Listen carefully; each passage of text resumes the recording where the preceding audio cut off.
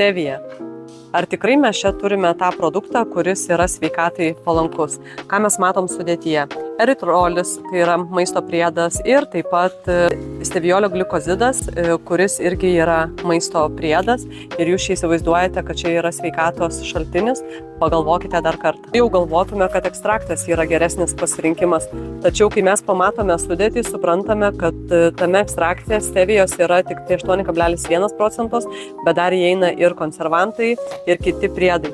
Tai ar tikrai čia yra stevijos augalas, kurį mums reikėtų rinktis kaip sveikesnė cukraus alternatyva? Stevija labai dažnai traktuojama kaip sveikatai naudingesnis pasirinkimas. Taip, jinai yra 200 kartų saldesnė negu cukrus, jeigu mes kalbame apie augalą. Tačiau jos niekaip neprisijaukinau per tiek tai metų, nes tas kartumas su saldumu iš tikrųjų patinka man ir iš esmės aš esu konservatorė turbūt. Bet kalbant ne apie mane, kalbant apie steviją, tai jūs atskirkite augalą, kuris yra ekstraktas, gali būti, tačiau šiuo atveju mano rastas ekstraktas atos irgi nepriduos. Jeigu matote patiekaluose parašyta be cukraus pakeista su stevija, tai dažniausiai tai būna ne tiesiog augalas iš gamtos, bet tai būna steviolio glikozidas, kuris yra sintetinis saldiklis, kur tai yra iš esmės mūsų sveikatai nenaudingas, o žalingas produktas. Geriau turėkite gerą santykį su cukrum ir valgykite pilnavertį maistą, negu rinkitės produktus, kurie yra su dirbtiniais saldikliais. Ne veltui vaikų maitinime ir ligoninių maitinime Lietuvoje steviolio glikozidas yra uždraustas. Bėkite nuo produktų, kurie yra 0 kalorijų,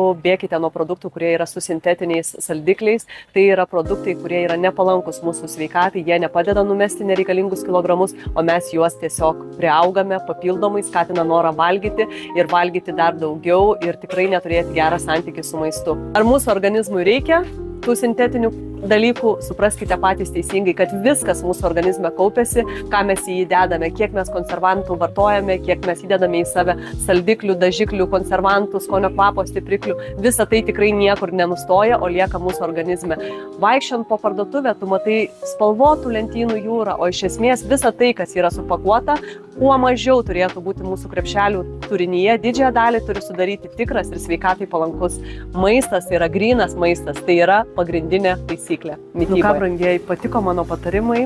Spausk like, dalinkis su draugais ir rašyk komentare daugiau patarimų ir aš su tavim pasidalinsiu naudingu turiniu. Daugiau naudingo turinio rasi prenumeruodamas sveikatai palankus naujienas. Būk pirmas, kuris sužinos naudingą informaciją ir skirtą tau.